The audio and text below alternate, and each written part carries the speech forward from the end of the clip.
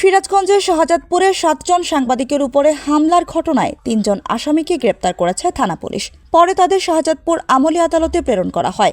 Senior judicial magistrate আদালতের বিচারক গোলাম রাব্বানী আসামিদের জেল হাজতে প্রেরণের নির্দেশ দেন। জানা যায়, গতকাল বুধবার দুপুরে শাহজাদপুর উপজেলার নরিনা ইউনিয়নের নরিনা মধ্যপাড়া গ্রামের রাস্তা দিয়ে যাওয়ার সময় রাস্তায় মাটি ফেলে যানজট সৃষ্টি দেখতে পায়।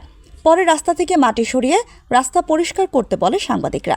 এ সময় বেশ কয়েকজন যুবক সাংবাদিকদের সাথে দুর্ব্যবহার করে ও লাঠিসোঁটা দিয়ে হামলা চালায়। এই ঘটনায় শাহজাদপুর সাংবাদিক ফোরামের সভাপতি রাজীব আহমেদ রাসেল সহ 7 জন সাংবাদিক আহত হয়।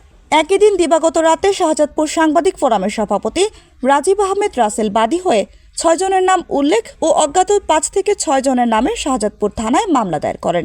ওই রাতেই থানা পুলিশ অভিযান চালিয়ে 1 নং আসামি রবিউল, 2 নং আসামি আমির হোসেন ও 3 নং আসামি ইমরানকে গ্রেপ্তার করে। রাতে মামলা দায়েরের পর থানার কয়েকটি টিম সারা রাত বিভিন্ন স্থানে অভিযান পরিচালনা করে শীর্ষ 3 আসামিকে গ্রেপ্তার করা হয়। পরে বৃহস্পতিবার দুপুরে তাদের শাহজাদপুর আমলি আদালতে প্রেরণ করা হয়। তিনি আরও জানান, বাকি আসামিদের গ্রেপ্তারের চেষ্টা অব্যাহত রয়েছে।